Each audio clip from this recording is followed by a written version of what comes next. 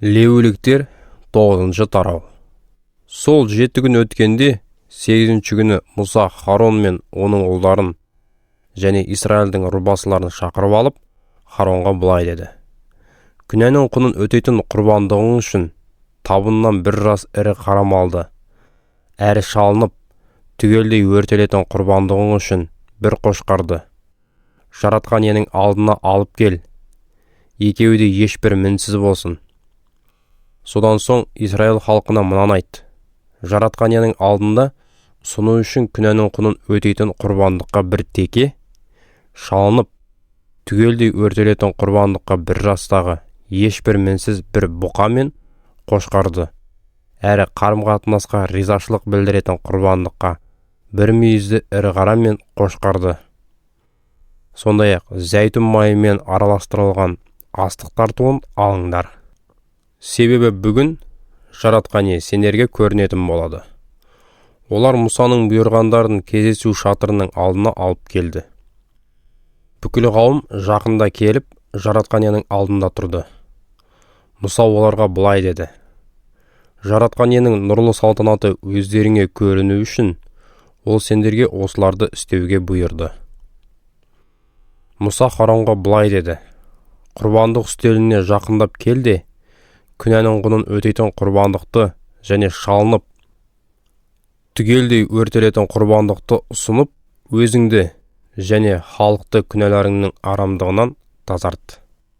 Мұнан кейін халықтың құрбандықтарын да шалып, оларды күнәларының арамдығынан тазарт.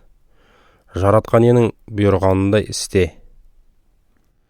Сонда Харон құрбандық үстеліне жақындап келді де, жас бұқаны өзінің күнәларының құнын өтейтін құрбандық ретінде шалды. Харонның ұлдары оған қандалып келді. Ол саусағын қанға малып алып, құрбандық үстелінің мүйіз тәрізді шошақтарына жақты. Қанның қалған бөлігін құрбандық үстелінің түбіне төкті.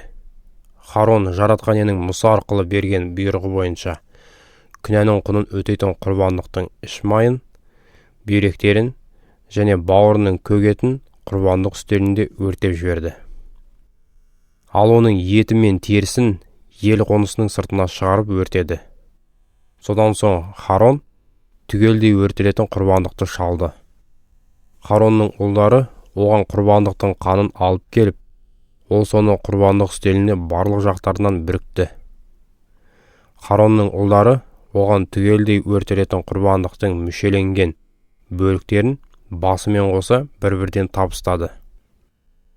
Ол соның барлығын құрбандық үстелінде түтетіп өртеп жіберді.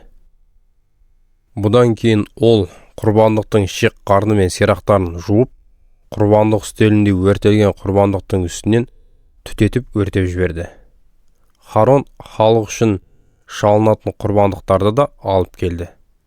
Солардан ол халықтың күнәларының құнын өтейтін бір текені алып, оны бұдан бұрынғы құрбандық сияқты шалып, күнәнің құнын өтейтін құрбандық ретінде ұсынды. Харон түгелдей өртелетін құрбандықтарды да әкеліп, ережеге сәйкес шалып ұсынды. Оның үстіне ол астық тартуында алып келіп, одан бір уыс алып, таңертеңге шалынып, түгелдей өртелетін құрбандыққа қоса құрбандық үстелінде өртеп жіберді. Мұнан кейін Харон халықтың жаратқан иемен қарым-қатынасына ризашылық білдіретін құрбандығы ретінде бұқа мен қошқарды шалды. Харонның ұлдары оған солардың қанын табыстап, ол соны құрбандық үстеліне барлық жақтарынан бүрікті.